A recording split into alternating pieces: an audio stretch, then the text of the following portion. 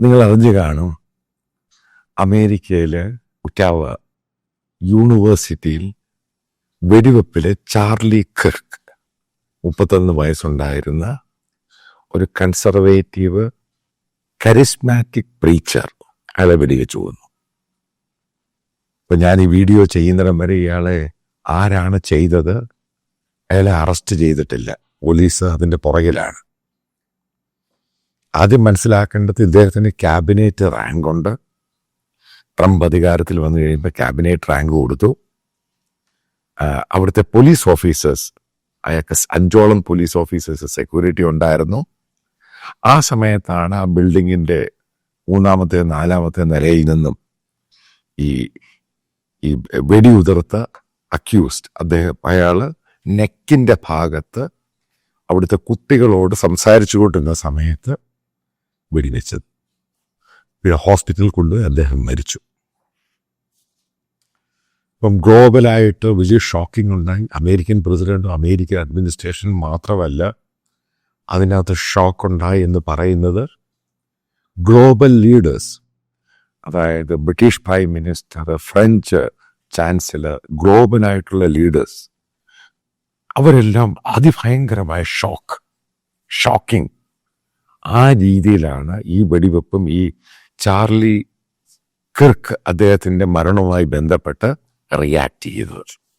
അപ്പം നിങ്ങൾ ചോദിക്കാം, എന്തുകൊണ്ടാണ് ചാർലി കിർക്കിൻ്റെ മരണവുമായി ബന്ധപ്പെട്ട് ഇത്രമാത്രം ഗ്ലോബലി ഇത്രയും ആൾക്കാർ ഇത്രയും പറഞ്ഞതിൻ്റെ കാര്യം നോർമൽ ക്വസ്റ്റ്യൻ ആയത്? അദ്ദേഹം ഒരു പ്രീച്ചർ മാത്രമാണ്. അങ്ങനല്ല അതിൻ്റെ കാര്യം. ഇപ്പം ചാർലി കിർക്ക് എന്ന് പറയുന്ന ആള് ഈ എക്സ് ജനറേഷൻ എന്ന് പറഞ്ഞൊരു സംഭവമാണ്. അതായത് പുതിയ ജനറേഷൻ. ആ ജനറേഷൻ്റെ അകത്ത് ഏറ്റവും ഇൻഫ്ലുവൻഷ്യലായ ഒരാളായിരുന്നു. അപ്പൊ ഇൻഫ്ലുവൻഷ്യൽ പല രീതിയിലുള്ള ഇൻഫ്ലുവൻഷ്യൽ ഉണ്ട്. പഴയ പാട്ടുകാർ ഇൻഫ്ലുവൻസേഴ്സ് ഉണ്ട്, മോട്ടിവേഷണൽ സ്പീക്കേഴ്സ് അവർ ഇൻഫ്ലുവൻസേഴ്സ് ഉണ്ട്, ഇവരൊക്കെ ഉണ്ട്, സിനിമാ നടന്മാരുണ്ട്. പക്ഷെ അതിനേക്കാളൊക്കെ ഉപരിയായിട്ട് ഇയാൾ മുമ്പിൽ വെച്ച സംഭവം എന്ന് പറഞ്ഞാൽ കൺസർവേറ്റീവ് മൈൻഡാണ്, ഒരു ക്രിസ്ത്യൻ പ്രീച്ചറാണ്. 31 വയസ്സിനാണ് ഇദ്ദേഹം കൊല്ലപ്പെടുന്നത്. ഇദ്ദേഹം അമേരിക്കൻ ക്യാമ്പസിൽ നിന്നും ഡ്രഗും അഡിക്ഷനുമുള്ള ആ കുട്ടികളോട് പറഞ്ഞു, സ്പിരിച്വലി വന്നു കഴിഞ്ഞാൽ നിങ്ങൾക്ക് മാറ്റമുണ്ടാകും, സ്പിരിച്വലാണ് നിങ്ങൾക്ക് മാറാൻ പറ്റിയ ഒരു അവസരം. അങ്ങനെ ഇയാൾ ഒരു ബിബ്ലിക്കൽ പ്രീച്ചറായിട്ട് മാറി. ക്യാമ്പസുകളിൽ ബിബ്ലിക്കൽ പ്രീച്ചർ ലോകത്തെ എങ്ങനെ കാണണം, കൺസർവേറ്റീവായിട്ട് നിങ്ങൾ മദ്യവും ഡ്രഗും ഇതിൻ്റെ അഡിക്ഷനായിട്ട് പോകരുത്, അതേപോലെ തന്നെ നിങ്ങളുടെ മൊറാൽ, അതായത് നിങ്ങൾ ഈ മറ്റുള്ള ആൾക്കാരെ ഈ രീതിയിൽ മറ്റുള്ളവരുടെ കൂടെ താമസിച്ച് കുട്ടികളും അതൊന്നുമില്ല, ഈ സ്റ്റേയിങ് ടുഗദർ, അതായത് കല്യാണമൊക്കെ കഴിക്കണം. അപ്പം അങ്ങനെ ഒരു വലിയൊരു ട്രാൻസ്ഫോർമേഷൻ ഏകദേശം 150ഓളം അമേരിക്കൻ ക്യാമ്പസുകളിൽ ഇയാൾ ഉണ്ടാക്കിയെടുത്തു. അപ്പം നിങ്ങളത് കഴിയുമ്പോൾ ഇദ്ദേഹത്തിൻ്റെ മരണശേഷം ലിബർട്ടി യൂണിവേഴ്സിറ്റിയിൽ നടന്ന ഒരു പ്രയറിൻ്റെ വീഡിയോ നിങ്ങൾ കാണുക. Amazing grace, how sweet the sound that saved a wretch like me. I once was lost, but now I'm found. Was blind, but now I see. അപ്പം ഈ വീഡിയോ നിങ്ങൾ കണ്ട ശേഷം നിങ്ങൾക്ക് മനസ്സിലാക്കാൻ സാധിക്കും എത്രമാത്രമാണ് ഒരു പുതിയ ജനറേഷനിലുള്ള ആളുകൾ, കുട്ടികൾ ഇയാളെ ഇത്രമാത്രം വിശ്വസിക്കുന്നുണ്ട്. കാരണം വലിയ ട്രാൻസ്ഫോർമേഷനാണ് ഒരു ജനറേഷൻ്റെ അകത്ത് ഇയാൾ ഉണ്ടാക്കിയെടുത്ത്, പ്രത്യേകിച്ച് അമേരിക്കയിൽ. അപ്പം ചോദ്യമുണ്ട്, ഈ ഗ്ലോബലായിട്ട് ഇത്രയും ആൾക്കാർ ഈ പഠിക്കാൻ പോകുന്ന അമേരിക്കയിൽ, അപ്പം അമേരിക്കയിൽ പഠിക്കുന്നവരായിരിക്കും ഇന്ത്യയിലാണെങ്കിലും ഗ്ലോബലായിട്ട് പോവുകയാണെങ്കിലും പല രാജ്യങ്ങളുടെയും പ്രധാനപ്പെട്ട പോസ്റ്റിലോട്ടും അവിടുത്തെ പ്രധാനമന്ത്രി ആണെങ്കിലും പ്രസിഡന്റ് ആണെങ്കിലും അവിടുത്തെ ക്യാബിനറ്റ് മന്ത്രിയൊക്കെ ആകാൻ പോകുന്നത്. അപ്പം അവർക്ക് ഇവിടെ ട്രാൻസ്ഫോർമേഷൻ ഉണ്ടാവുകയാണെങ്കിൽ ആ രാജ്യത്ത് ട്രാൻസ്ഫോർമേഷൻ ഉണ്ടാകും. ഇതുകൊണ്ടാണ് ഇയാളെ ഗ്ലോബൽ ലീഡർ എന്ന് പറയുന്നത്. അതാണ് അതിൻ്റെ പ്രധാനപ്പെട്ട കാരണം. പിന്നെ റൈറ്റ് വിങ് കൺസർവേറ്റീവ് എന്നുള്ള രീതിയിൽ ഇയാളെ പറ്റി പറയുവാണെങ്കിൽ ഇയാൾ ലിബറൽ സെക്യുലർ തോട്ട്സിലുള്ള ഡിനോമിനേഷൻ പുള്ളിക്ക് പ്രശ്നമല്ല. അതിൻ്റെ കാത്തലിക്കോ ഇവാഞ്ചലിക്കലോ ഒന്നും പുള്ളിക്ക് പ്രശ്നമല്ല. ഏത് മതമാണെങ്കിലും പ്രശ്നമല്ല. കാരണം പുള്ളി മതത്തെയും അങ്ങനെയല്ല പറയുന്നത്. പക്ഷെ ഇയാൾ ക്രിസ്ത്യൻ തോട്ട്സാണ് പഠിപ്പിക്കുന്നത്. അപ്പം ആ ക്രിസ്ത്യൻ തോട്ട്സിൻ്റെ അകത്ത് വാല്യൂസ് ഉണ്ട്. ആ വാല്യൂസ് അനുസരിച്ചാണ് ജീവിക്കേണ്ടത്. അതനുസരിച്ചാണ് ഗവൺമെൻറ് ഭരണം നടത്തേണ്ടത്. അതായത് അതിൻ്റെ അകത്ത് കറപ്ഷൻ പാടില്ല, സ്വന്തമായിട്ട് പണം ഉണ്ടാക്കാൻ ശ്രമിക്കരുത്, നിങ്ങൾ സെർവ് ചെയ്യുന്ന ജനങ്ങൾക്ക് വേണ്ടി, നിങ്ങൾക്ക് വേണ്ടിയല്ല. അതായത് ഈ കുട്ടികളെ അദ്ദേഹം പറയുന്നത് പറഞ്ഞ് മനസ്സിലാക്കുന്നത്, നിങ്ങൾ സെൽഫായിട്ടല്ല ചിന്തിക്കേണ്ടത്, ഒരു ലോകത്തിന് വേണ്ടിയാണ് ചിന്തിക്കേണ്ടത്. ആ ചിന്തയനുസരിച്ചാണ് മുന്നോട്ട് പോകേണ്ടത്. അങ്ങനെയാണെങ്കിൽ മാത്രമേ നിങ്ങൾക്ക് ലോകത്തെ ബിൽഡപ്പ് ചെയ്യാൻ പറ്റൂ. ഇദ്ദേഹത്തിൻ്റെ പല പോഡ്കാസ്റ്റുകളും ഞാൻ കണ്ടിട്ടുണ്ട്. പക്ഷെ ഇതിനകത്തെല്ലാം പറയുന്ന ബൈബിളും സംഭവമൊക്കെയാണ് പറയുന്നത്. അതുകൊണ്ടാണ് ഇദ്ദേഹത്തെ റൈറ്റ് വിങ് ബിബിളിക്കൽ പ്രീച്ചർ എന്നും അദ്ദേഹം കരിസ്മാറ്റിക് പ്രീച്ചർ എന്നും പറയുന്നത്. അതായത് നമ്മൾ ഈ പറയത്തില്ലയോ, ഈ പെൻറ്റക്കോസ്റ്റ് കരിസ്മാറ്റിക് പ്രീച്ചർ എന്നൊക്കെ പറയത്തില്ലേ, അതേപോലെയുള്ള ഒരു പ്രീച്ചറായിരുന്നു. കാരണം ചെറുപ്പക്കാരനുമാണ്. അപ്പം ലോകത്തിലെ ചെറുപ്പക്കാരുടെ ഫീലിംഗ് അറിയാൻ സാധിക്കുന്നുണ്ട്. കാരണം അവരുടെ ജനറേഷനിൽ വന്നയാളാണ്. അതേപോലെ തന്നെ അവരുടെ പ്രശ്നങ്ങൾ അറിയുന്നുണ്ട്, അവരുടെ ഏകാന്തത അറിയുന്നുണ്ട്, അവരുടെ ഫാമിലി ഇഷ്യൂ അറിയുന്നുണ്ട്. അതായത് ഫാമിലി ഇഷ്യൂ എന്ന് പറയാൻ അധികം പേരും നിങ്ങൾക്ക് അമേരിക്കൻ ഫാമിലി ആണെങ്കിൽ ഈ ഭാര്യയും ഭർത്താവും ഒരുമിച്ചൊന്നുമല്ല. അവർ ചിലപ്പോൾ ഇത്ര വർഷം കഴിയുമ്പോൾ 2 or 3 കല്യാണം കഴിയുമോ. അപ്പം അങ്ങനെ വരുന്ന കുടുംബത്തിൽ നിന്ന് വരുന്ന കുട്ടികൾ അവിടെ എഡ്യൂക്കേഷന് വരുമ്പോൾ അവർക്ക് ഇദ്ദേഹത്തിൻ്റെ പ്രീച്ചിങ് കൊണ്ടും ഇദ്ദേഹത്തിൻ്റെ കൗൺസിലിംഗ് കൊണ്ടും വലിയ മാറ്റം ഉണ്ടാക്കാൻ സാധിച്ചു. നിങ്ങൾക്കറിയാം, അമേരിക്കൻ യൂത്ത് എന്ന് പറയാൻ ഭയങ്കരമായിട്ട് ഡ്രഗ് അഡിക്റ്റാണ്. അതിനെ ഈ ക്യാമ്പസുകളിൽ നിന്നും മാറ്റാൻ ഇയാളെ കൊണ്ട് കഴിച്ചു.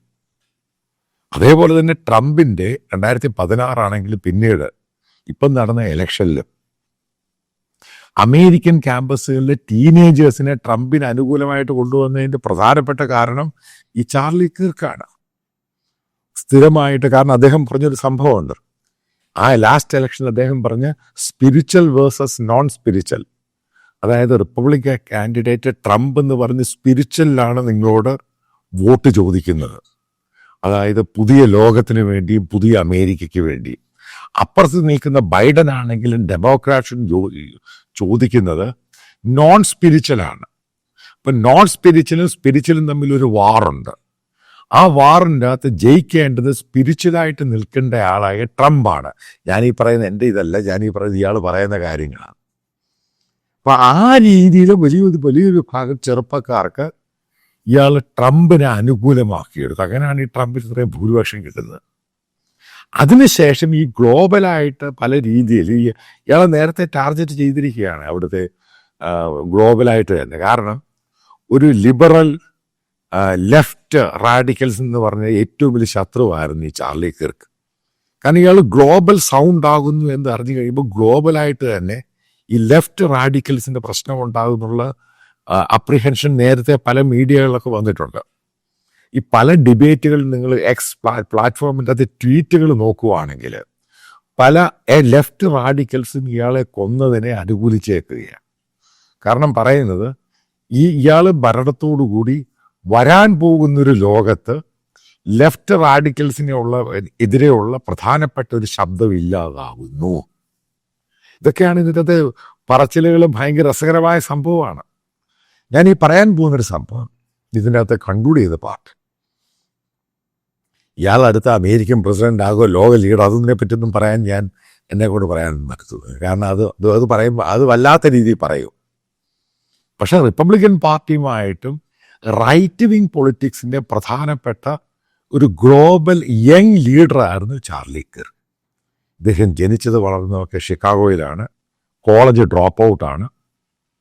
കല്യാണം കഴിച്ചൊരു കുട്ടിയുണ്ട്. അതായത് പ്രോപ്പർ ഫാമിലി ആയിട്ട് പോയി. പിന്നീട് ഇയാൾക്ക് ഇഷ്ടം പോലെ ആൾക്കാർ ഇയാളുടെ റൈറ്റ് വിങ് ആളുകൾ ഫണ്ട് ചെയ്യാൻ തുടങ്ങി. ഇതേപോലെയുള്ള പ്രോഗ്രാം, പോഡ്കാസ്റ്റ്, അതേപോലെ പല പ്ലാറ്റ്ഫോമുകൾ കൊടുക്കാൻ തുടങ്ങി. പിന്നെ നിങ്ങൾക്കറിയാവുന്ന വസ്തുവാണ്, അമേരിക്ക എന്ന് പറയുന്നത് ഒരു കൂടുതലും വലിയൊരു വിഭാഗം ക്രിസ്ത്യൻ ബിലീവേഴ്സാണ്. അപ്പോൾ അവരുടെയും താല്പര്യം ഉണ്ടായിരുന്നു ഇയാൾ വളർന്നു വരട്ടെ, ഇയാളൊരു ഗ്ലോബൽ ലീഡർ ആകട്ടെ. അപ്പം അങ്ങനെയും ആ രീതിയിലുള്ള സഹായവും ഫണ്ടിങ് ഇയാൾക്ക് കിട്ടിയിരുന്നു. അതായത് വരാനുള്ള തലമുറയുടെ ഒരു ഗ്ലോബൽ ലീഡറായിട്ടാണ് ഈ പറയുന്ന ചാർലി കിർക്കിനെ ഗ്ലോബലായിട്ട് ലോകം കണ്ടത്. അതുകൊണ്ടാണ് ലോക നേതാക്കൾ പോലും വളരെയധികം ഷോക്കിംഗ് ആയിട്ടാണ് ഇദ്ദേഹത്തിൻ്റെ മരണത്തെ കാണുന്നത്. ഒരു കാര്യം പറയാം, ഇതേപോലെയുള്ള ലീഡേഴ്സ് വീണ്ടും ഉണ്ടാകും ലോകത്ത്. പക്ഷേ ചാർലി കിർക്ക് വളരെ ഷോർട്ട് ടൈമിലാണ് ഈ എക്സ് ജനറേഷനെ വലിയ രീതിയിൽ മാറ്റിയെടുത്തത്. അതിനകത്ത് അയാൾക്ക് വലിയ പങ്കുണ്ട്. കാരണം നിരന്തരമായിട്ട് ഈ പറയുന്ന ചെറുപ്പക്കാരോടും ക്യാമ്പസുകളിലും, അതായത് നമ്മൾ ഉദ്ദേശിക്കുന്ന പഴയ ക്യാമ്പസ് ക്രുസൈഡ് പോലെ, അപ്പം അതിൻ്റെ വലിയൊരു ഫോർമാറ്റാണ് അമേരിക്കയിൽ ഇദ്ദേഹം നടത്തിക്കൊണ്ടിരുന്നതായിട്ട് സംഘടന. അപ്പം അങ്ങനൊരു വലിയ മാറ്റവും ഈ ഡ്രഗിൽ നിന്നും കഞ്ചാവിൽ നിന്നും ഈ പറയുന്ന മയക്കുമരുന്നിൽ നിന്നും ഒരു സമൂഹത്തെ മാറ്റിയെടുക്കുന്നതിൽ ഇയാൾ നിർണായക പങ്ക് വഹിച്ചു. അതുകൊണ്ടാണ് ലോക ലീഡേഴ്സ് എല്ലാം വളരെ ഷോക്കിംഗ് ആയിട്ട് ഇദ്ദേഹത്തിൻ്റെ മരണവാർത്ത അറിയുമ്പോൾ പറയുന്നതിൻ്റെ കാരണം. അതായത് ഗ്ലോബലായിട്ട് അക്സെപ്റ്റഡും വെൽ റെക്കഗ്നൈസ്ഡും ആയിരുന്നു ഈ ചാർലി കിർക്ക്. ഇപ്പോൾ ഇദ്ദേഹവുമായി ബന്ധപ്പെട്ട് വരാനുള്ള ദിവസങ്ങൾ കൂടുതൽ വാർത്തകൾ ഗ്ലോബലി ഉണ്ടാകും.